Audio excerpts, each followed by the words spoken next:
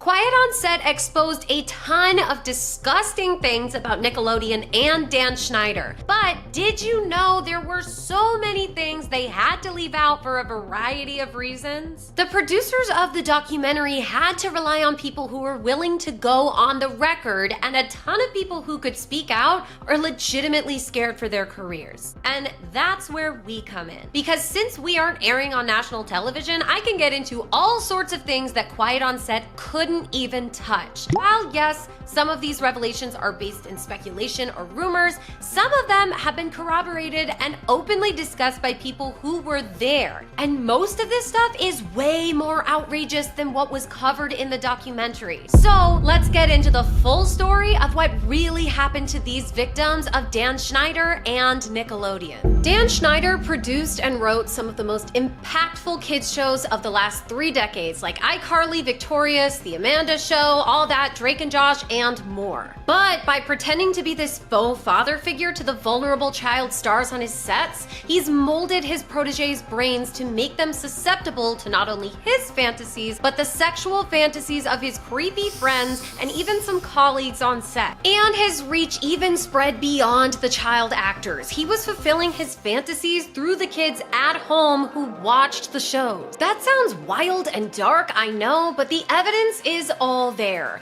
The subliminal messages, the court cases, the hush money, the psychology behind it all, the feet, so many feet, and even the bombshells so huge Nickelodeon's been forking out money to silence them for years. Like multiple pregnancy scandals. And it all starts with Dan's first golden child and victim, the purest example of Dan's desire to be both a dark father figure and an exploitative admirer, Amanda Bynes.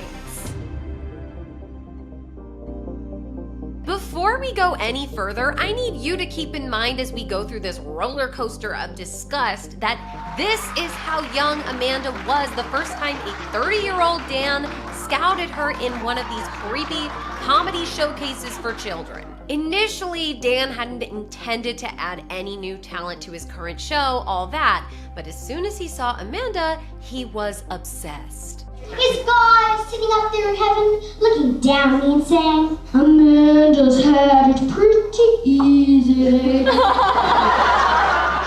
He quickly put her on his show and immediately began showcasing an intense favoritism, an unsettling obsession with his newest protege. There would be times where Amanda would just be missing. And a lot of times we would just hear that she would be with Dan. You have to remember, Dan was the dream maker for all these young, aspiring stars. But most of these kids didn't get the Star is Born, plucked from a comedy stage moment.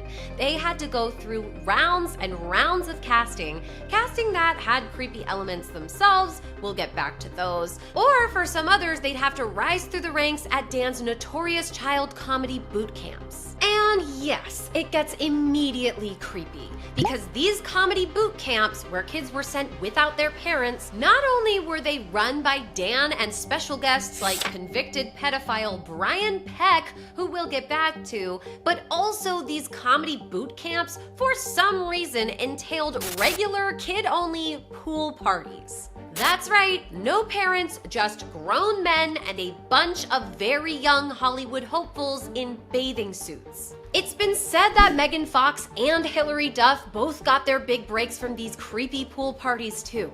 I mean, it certainly adds an ick factor to the hot tub interviews on The Amanda Show, where a preteen Amanda Bynes in a bathing suit hung out with adult characters, frequently men, in a hot tub.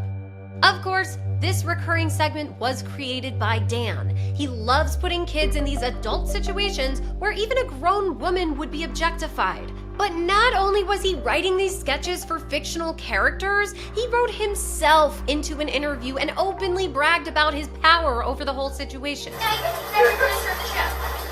Yes, I'm the executive producer and the head writer. You actually wrote the words we're saying to each other right now. Yes, I wrote this whole conversation that we're having right now. And that's one thing that's important to remember about Dan. Unlike some showrunners who write and produce in the background, Dan wanted to be seen as the mastermind behind these shows. I mean, he did start out as an actor, and he frequently wrote in cameos for himself to put a face to his status as the creator. But one thing Dan notoriously was not was nice. So it's a bit suspicious just how much he invested in Amanda. When her own TV pilot failed after all that, Dan came to the rescue and pitched Nickelodeon on The Amanda Show. When The Amanda Show ended, he created a new TV show for her, What I Like About You. He even propelled her film career by casting her in her first movie, Big Fat Liar. But apparently the reason he liked working with her so much was because it seemed like her parents cared more about Amanda's potential fame than about her well-being. Amanda Bynes' parents were very hands-on with her career. Specifically her dad. A big part of that was his relationship with Dan Schneider. They carefully crafted Amanda's career. This extra attention her father put into her career makes sense because even though Amanda's dad was a dentist, he had always wanted to be a stand-up comedian. He was living his dream through Amanda. They decided to put the automatic teller machine into the lobby of a police station. So now when you get robbed, you don't have to wait around all day for the cops to show up. And so when it came to exactly how Dan wanted to interact with Amanda, how they would spend their time together, her parents were completely hands-off. People have recalled Dan coming right up behind Amanda and hanging on her like a boyfriend, pressed up against her with his arms around her in front of her parents, and they didn't do anything. I mean, this is Miranda Cosgrove, but would you be okay with your kid's boss doing this to them? Like, seriously, Dan's sets were weird. I have a friend with connections to one of Dan's shows, and they confirmed that not only would kids be brought in for one-on-one meetings with Dan when their parents weren't around, but people on set also called Dan Daddy. He really wanted kids to see him like a father figure. I mean, look at who he gravitated toward to lead his shows. Jamie Lynn Spears, father was a notoriously absent alcoholic. Jeanette McCurdy, abusive mom and distant father. Victoria Justice, divorced parents. Ariana Grande, absent father. And Amanda's nightmare relationship with her parents made her a perfect fit too, especially as she aged and grew even more distance from them. Amanda tries to run away from home, and in this moment, she turns to Dan for help. Amanda's parents are really, really upset with Dan's actions through this. But something that didn't come up in the documentary is how, beyond the running away, according to Dan's wife, Amanda was basically living with her and Dan at 16 years old when she tried to file for emancipation. And while all of this was playing out, Dan was also changing how Amanda was portrayed on his shows. Now that she was high school aged, Dan apparently thought the content she was in could mature up too. He thought that he should be the one to kind of usher Amanda into adulthood. So he created What I Like About You for her, which was so much raunchier than his normal Nickelodeon stuff. I was genuinely shocked when I realized it was one of his shows. I mean, my friend told me that watching What I Like About You after school was how she learned about erections. Aww, I love duckies. Uh-oh. Duckies are moving. Duckies are moving. I mean, even the way sex is treated on the show is so casual and overt. You've been together a month and you haven't done it yet? How did you get Ben to wait a month to do it? I mean, I know you got a great personality, but it's not that great.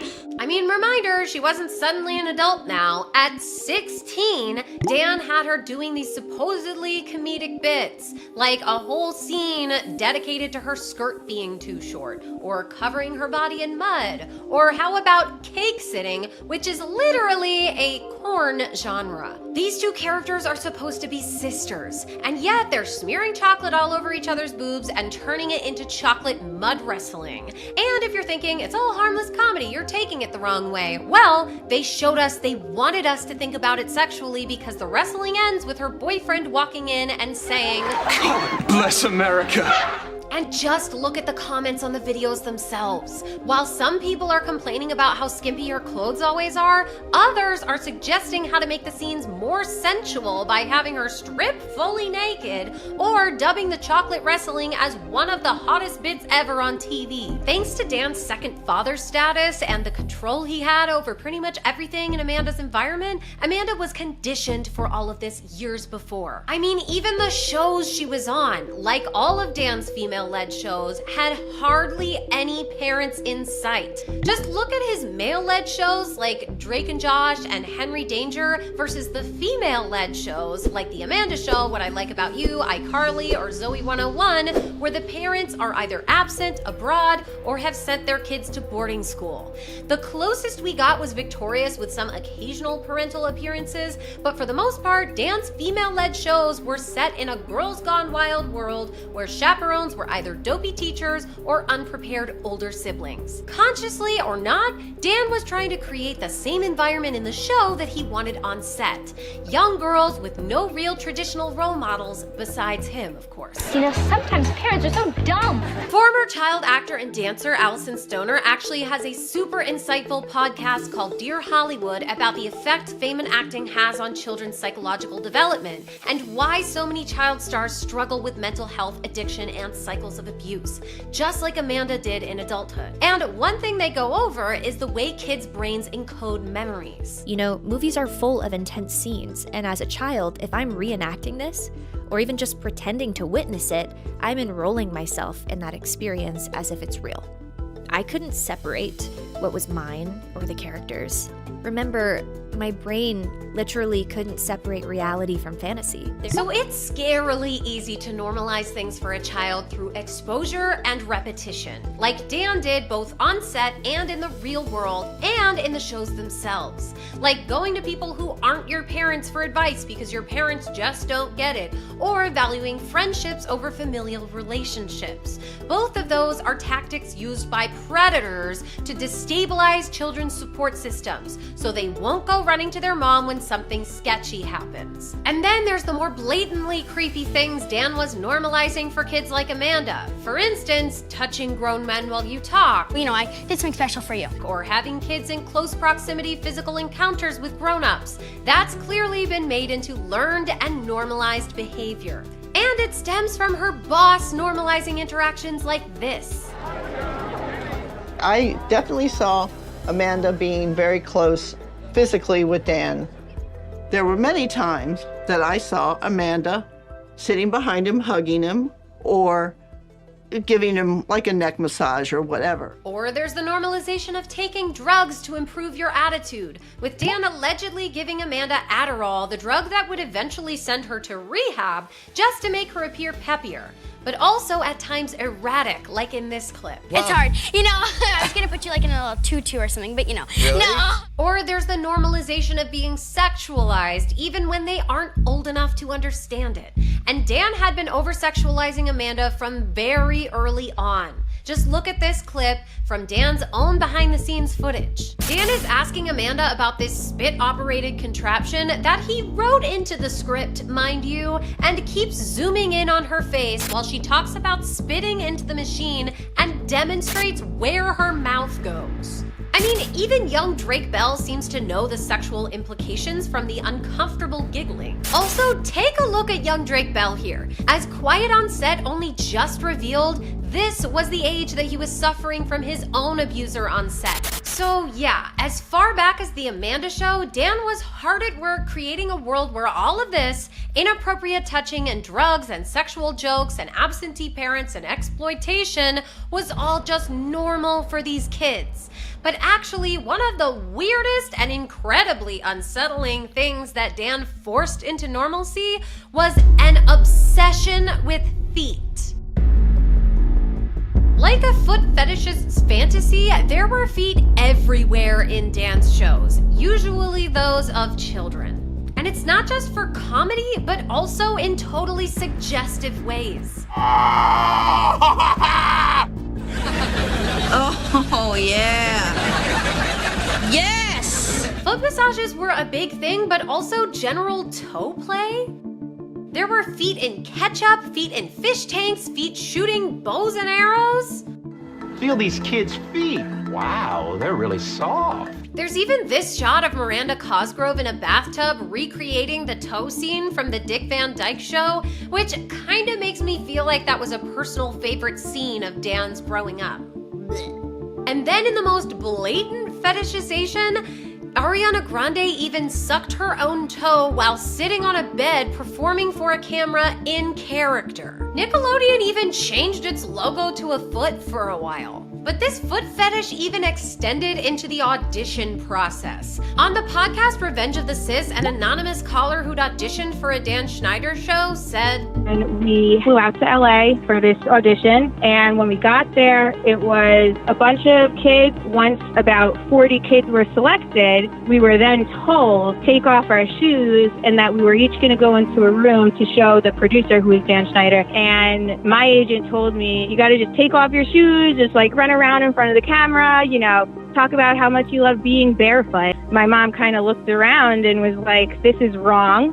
There's just something really wrong about this. And the feet pics didn't stop at the auditions. Alexa Nicholas from Zoe 101 recalled Dan walking around on set with a camera and literally offering money in exchange for feet pictures.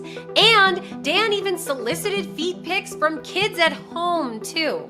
With his show, Sam and Cat, tweeting right on the bottom of your foot, take a pic and use hashtag Sam and Cat Saturday. We'll retweet and follow until our fingers get sore. And just in case you're wondering, did Dan just not know about foot fetishes? Well, people are grossed out over this flirty tweet he sent to his wife in 2013. At Hungry Girl, do you want to go into our room and watch Too Cute? We have 4 on our DVR. I'll rub your feet. I'm sorry, but with all the foot pics and the innuendos and the blatant toe sucking, this just sounds like an obvious code for adult stuff. Adult activities while watching an Animal Planet show literally described as documenting infants in the animal kingdom. It just also makes all of this so much worse that not only was he normalizing all of this foot stuff, I mean, even down to keeping your feet manicured and toes painted consistently, Dan was pimping out these child actors to do all these weird fetishized acts that people pay money to see grown adults do on OnlyFans. And he was grooming them to think it's normal as early as those auditions. Think about what it's teaching your kids. If you take your shoes off and run around exactly how daddy wants you to, he'll make you a star. And since they did it in the audition, why would they be weirded out by being barefoot on set or shooting a scene with their toes? And then getting $50 for someone to take a picture of your feet starts to sound like a silly thing to get upset about. It's all conditioning these kids to A, see all these weird asks as normal, and B, focus on making Dan happy at any cost. It's totally exploiting the fact that child actors are taught to be grateful for the opportunity to even have a job. It's an industry of no's, so when you get a yes, you're supposed to keep saying yes to whatever it takes. Who's gonna say, no, never mind, I'm giving up my dream job and quitting? But where were the adults? Well, remember, parents were actively discouraged from coming on set. And then the other adults who were there to make the show were actually suffering through their own abuses.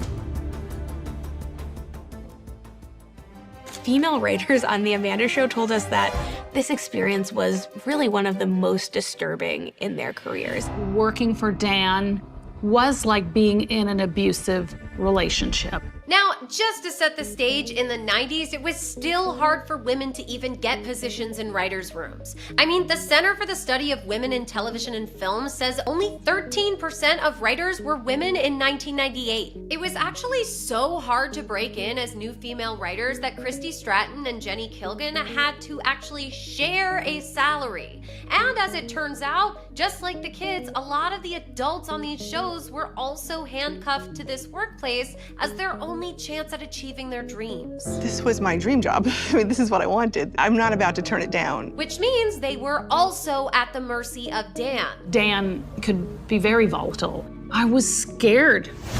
As the showrunner, Dan was their boss as well as someone they had to interact with daily in close quarters. It's not like the other studio execs who just pop in from time to time. The showrunner's word is final on set. Well, this showrunner not only told his employees multiple times that he didn't think women were funny, he also was known to scream at people when he didn't get his way, which makes it extra uncomfortable and intimidating that this grown man who will happily scream in your face started pestering his female female writers for massages. And if that's not bad enough, guess who he also asked for massages from various sources over the years? The kids on his shows too. But outside of the massages, Dan would find all kinds of ways to flex how much power he had over these women. Scream, "I'm an idiot," or "slut."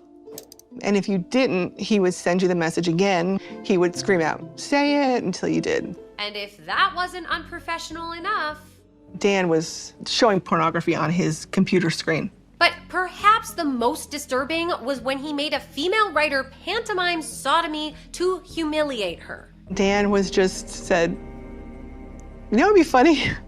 If you leaned over the table and acted like you were being sodomized." She couldn't get out of it. You know, he's begging her. So she just leaned over the table and did what he asked her to do. It was probably the wrongest thing I've ever seen happen to a woman in a professional environment ever. But despite the fact that Christy endured all of this torture, Dan still fired her 3 days before the end of season 1. And Jenny only lasted a few days into season 2 before being bullied into quitting. And in Dan's recent softballed interview, he seriously downplays his role in this treatment and any threats of retaliation against these women for complaining. But he completely failed to acknowledge Jenny's report of how things went down. He had gotten caught doing something ethically wrong and said, "If I find out you told on me, I'm going to do something even worse to you. You're not going to work again." And despite knowing that her writing career would be over, Jenny went ahead and filed a lawsuit against Dan and Nickelodeon, all in hopes that it would prevent anyone from suffering the way she did. Unfortunately, while her career stalled out, Dan's kept going. After that, Dan went on to have largely, if not all, male writers' rooms. Which begs the question, if Dan hated women so much and was so convinced that they are not funny, why did the vast majority of his very comedic shows center around young girls trying to be funny? Well, that's because some things were funnier when girls were doing them, or at least they were to Dan. And a perfect and disgusting example involves Jamie Lynn Spears. While filming Zoe 101, Jamie Lynn Spears shot a scene that is so suggestive, we can't even include it in this video without it getting flagged by YouTube. There are all these setups that reference porn. Yet it aired on national television on a kids show. Basically, her co-star Alexa Nicholas was supposed to squirt a goo pop at Jamie Lynn, but Dan was creepily specific about how it had to land on this 13-year-old's face. Instead of letting the goo fall where it may, they took the shot again and again, and even brought in a props person with a syringe to strategically make sure it hit her face exactly how Dan wanted it. Like, look how intentional that is, crossing her lip. And it's not like the people on set didn't know what they were going for. Jamie's castmate recalled, "We heard the boys saying it's a shot." Like, not only is it one big sick joke to Dan, it's as if he's making these shows for two audiences, kids and his own friends. But he's also capitalizing on the fear of being the odd one out. If you're a young girl who doesn't get a sexual joke, but everyone else is laughing, 9 times out of 10, you're just going to uncomfortably giggle and move on. You don't want to be the prude. Alexa's actually a great example too of how hard it was for even the best parents to keep tabs on set, because something they didn't mention in the documentary is, not only did Dan insist on sitting in on all of her wardrobe fittings, I would hear the chair like creaking if he even breathed. Now looking back at that, it doesn't seem right because I never experienced that ever again. That was only a Dan experience. when she's standing there in these skimpy skirts and the wardrobe person is taking photos, Dan... He would also want the Polaroids.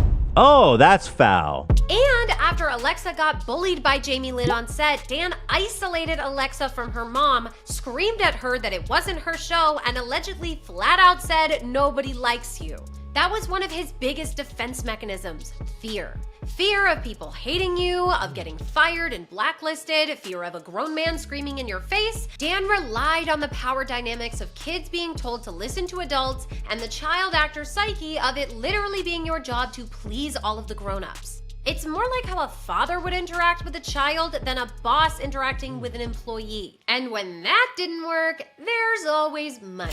Another thing Quiet on Set didn't touch on for some reason, even though they had Alexa interviewed, was that when Alexa finally started talking about all of this as an adult, she got a call from Dan's lawyer asking her how much she needed for her to be quiet. But here's where it gets really scary. It wasn't just Dan offering hush money, it was Nickelodeon itself. They had it in the budget. They would actually have it in the budget for hush hush money. Jeanette McCurdy, who starred in iCarly, revealed in her book that Nickelodeon had also offered her hush money to the tune of $300,000. Jeanette explained that it was an attempt to silence her about her time working with Dan.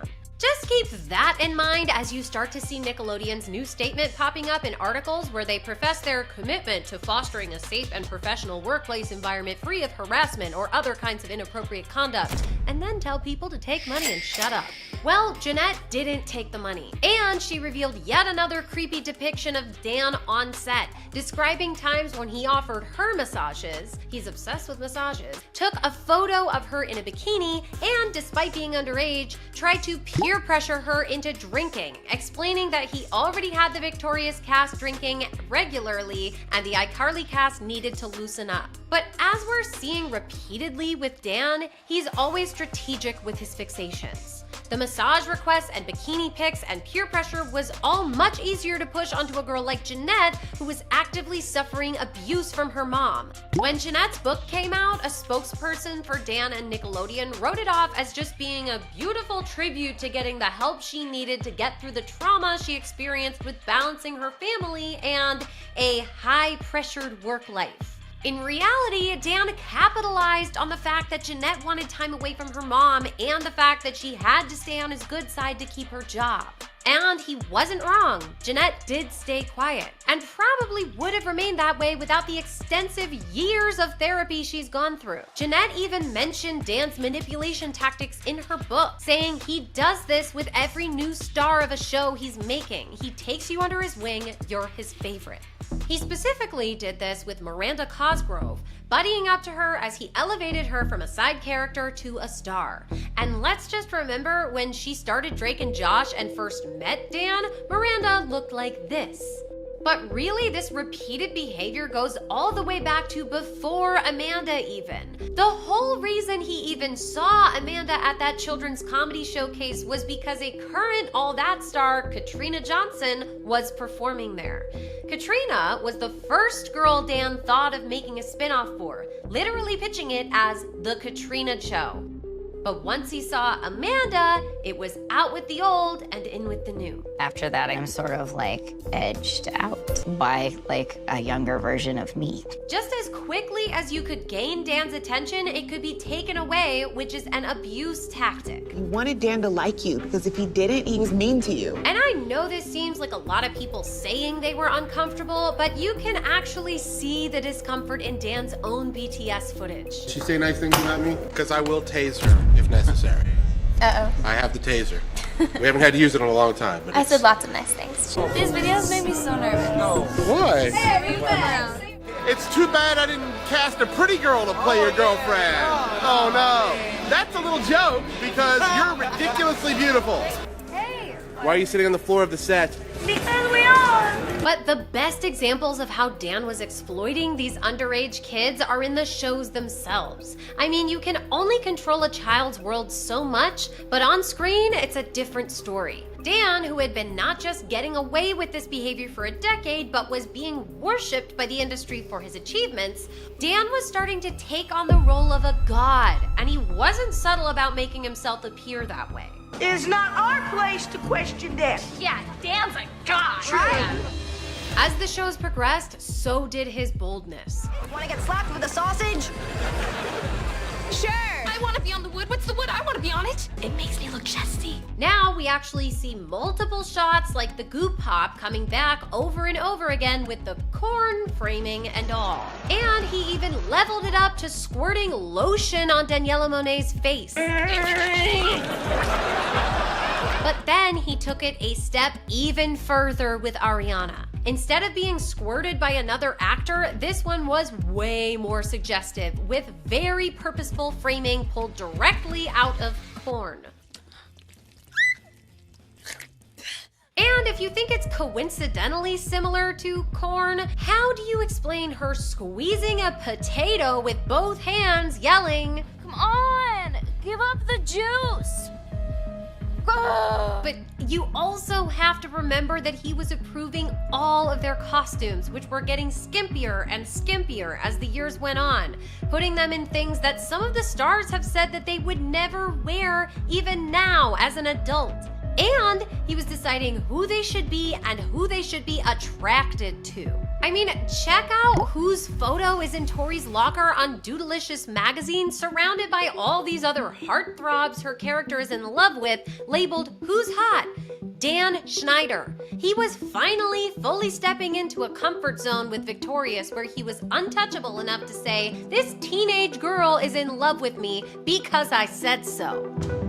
But here's the most dangerous thing about Dan. It's not just what he does. It's what the people around him feel empowered to do in this safe haven of inappropriate behavior that he created. As they revealed in Quiet on Set, there were multiple convicted pedophiles working on Nickelodeon sets throughout Dan's time in charge. I mean, Quiet on Set went into not one, not two, but 3 predators who worked on the shows. And there's even a 4th one they didn't cover. He worked as an editor for Nickelodeon and was literally caught on To Catch a Predator. Of the 3 they did include, one was a worker who brought a young boy to set and did things to him, and one was a production assistant who was so integrated on the set he even made it into some of the on-camera footage. It was his job to basically walk the kids around the set. The terrifying thing about all these predators is how methodically they work.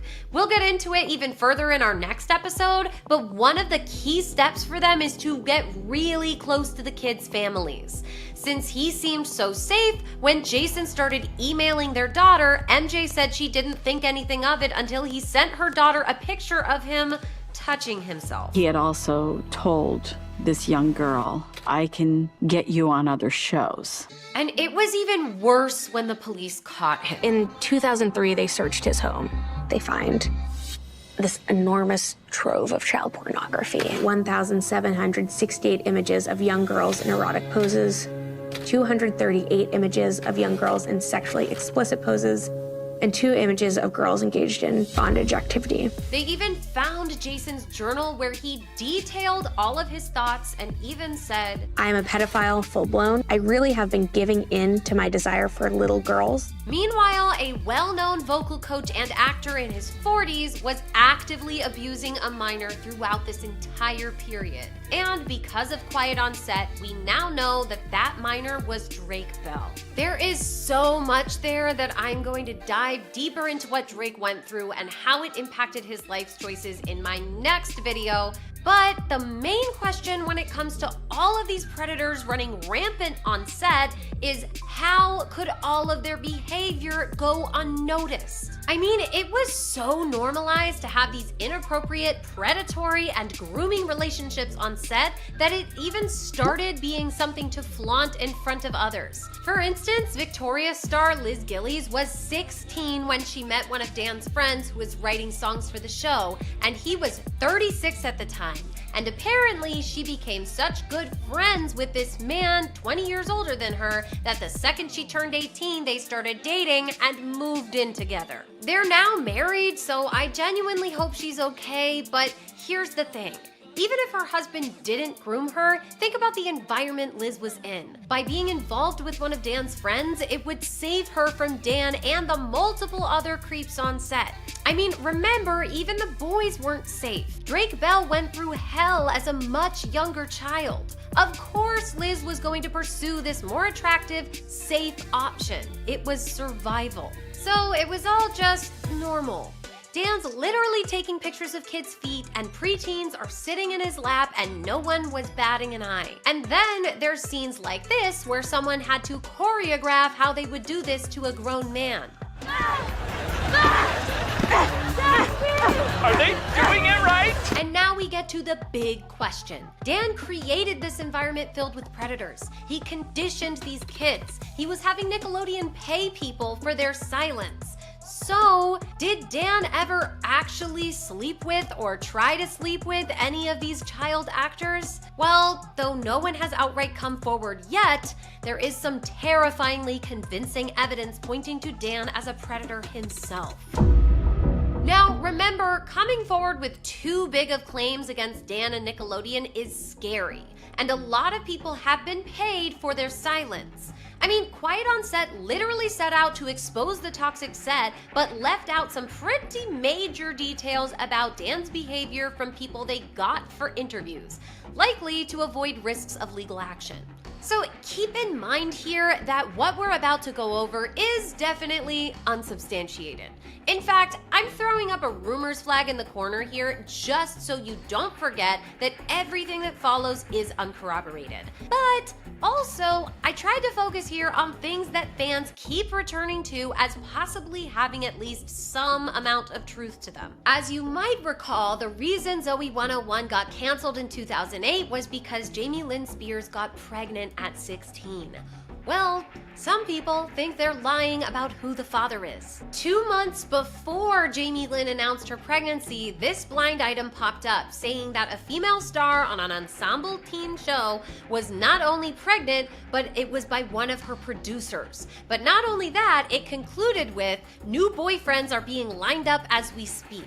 Now, a lot of people have written this off because Jamie Lynn and Casey Aldridge had reportedly been dating for 2 years, but according to close family and friends, that was not the full story. Not only were Jamie Lynn and Casey broken up at the time of her pregnancy, they were living in different states. Casey had even recently posted to his MySpace account, "Me and Jamie are over," and he started dating someone else. And Jamie Lynn was pursuing Kevin Federline's brother. Star Magazine's sources insisted Casey is being paid off to be the family's fall guy while the real father remains unidentified to avoid being charged with statutory. Not only were she and Casey pursuing different people states away, 2 Spears family insiders believed the real father was actually a producer on Zoey 101 who Jamie Lynn had gotten close to as a role model but took advantage of her. Sound familiar? So theoretically, the implication is that as soon as it was clear Dan had impregnated Jamie Lynn, people, either Dan's people or Nickelodeon's people, had to rush to get her on and off hometown boyfriend with the love of the spotlight to claim he was the father. And they probably paid him a nice amount for it. Then they sold it to America by slapping their faces on the front of magazines talking about how idyllic their little family supposedly was. I know that's basing a lot off of various anonymous sources, but it's important to note that A, this was at a time when magazines were paying good money for Spears family drama, so their sources had grown to be well established and consistent. And B, the blind item was posted by a user who went by Ent Lawyer, who was not only a prominent and pretty darn accurate blind item reporter, his identity was unmasked just this year, revealing that he was in fact a highly regarded entertainment lawyer in Los Angeles for decades.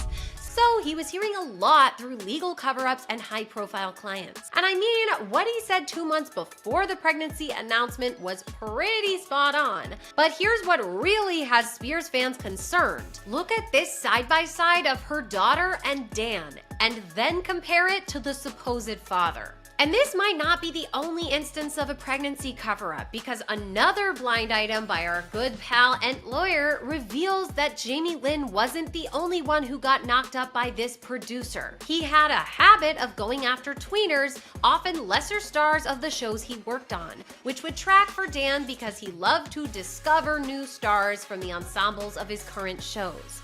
But here's the part that really is interesting. Ent Lawyer says, the only other time he got someone pregnant, it was someone who is a much bigger star than Jamie Lynn. The actress got an abortion and a healthy sum of money from the producer. Everything was hushed up because the show was making way too much money. I'm just saying that could explain this cryptic message sent by someone believed to be Amanda Bynes directly to Ent Lawyer. She starts off talking about how guilty men must be and about how things are coming into the light and how she may never be able to have children after some unspecified incident that sounds like not 1 but actually 2 abortions. And remember how absent Amanda's parents were? How she basically moved in with Dan and his wife for a while? Well, the message specifies that the producer that put her in this situation was truly like a second father to me. And here's the crazy part. If you notice the capital letters she cheekily references, it spells out Dan did it.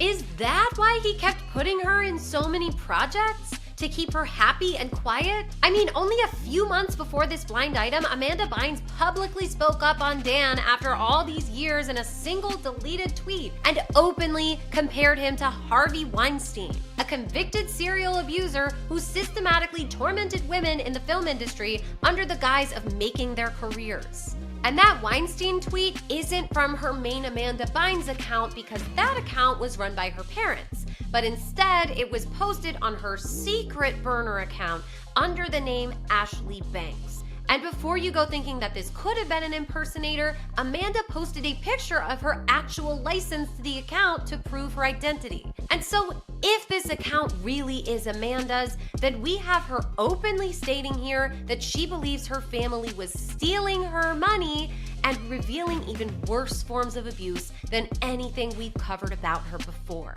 Can you imagine having an abortion at 13 because your boss impregnated you, committed because your father touched you? But despite all that he may have put her through, Dan still scorned Amanda. Which leads me to our final blind item that really just ties in a scary amount of what we've uncovered through this whole video.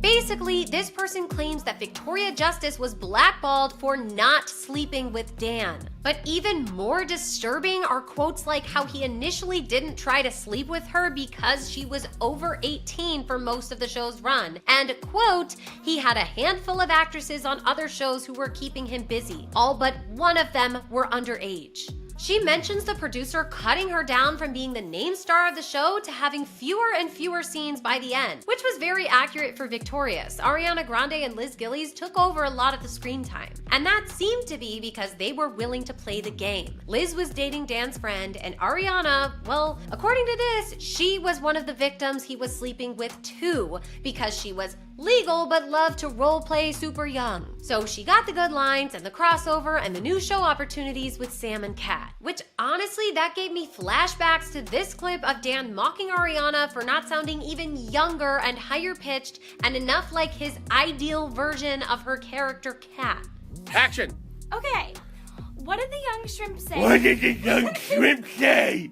It sounded like, what did the young... It is shocking just how much evidence there is out there against this man.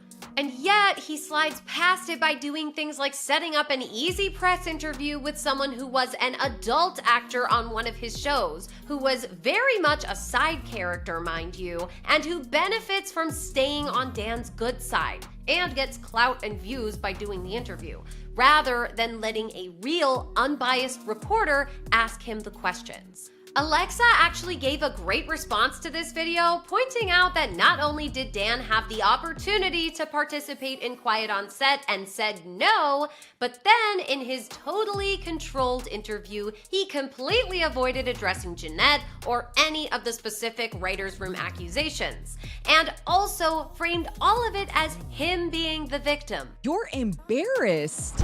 Not embarrassed enough to go reach out to the people that you actually harmed. But I will point out that Dan made such a big deal about how upset he was when he found out what Brian Peck did to Drake Bell. And to be fair, Drake himself said he had no problem with how Dan handled that. But when Drake talked about going into that courtroom and seeing tons of Hollywood people on Brian's side, you know who he didn't mention sitting on his side of the courtroom? Dan. Dan was happy to support him behind the scenes until now when it benefits him. And if you're thinking if he's that upset there's no way he did anything inappropriate with his actors himself, just remember that both can be true.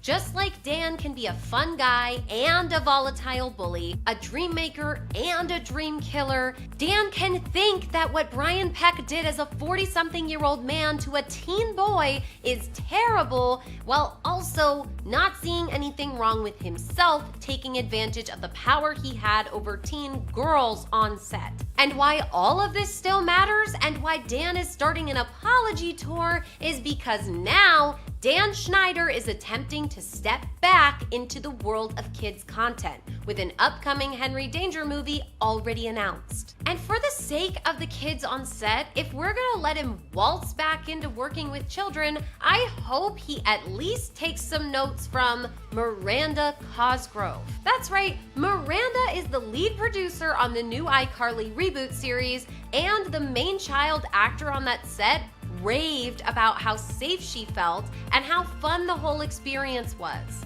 And by the way, you can tell Miranda wants to distinguish her preferred style of children's content with what she has the characters saying in this clip. I ask our fans to send in ideas for what they want to see me do on iCarly. Well, let's delete all the ones from Mandy Valdez and any with the word feet in the file name. I'll go ahead and give Miranda the last word, but let's make sure to keep up with this story because it's so important that we keep holding these people accountable. And in fact, we have so much more to get into about Drake Bell's horrific ordeal. In the meantime, just remember, where there's scandal, there's Scandy.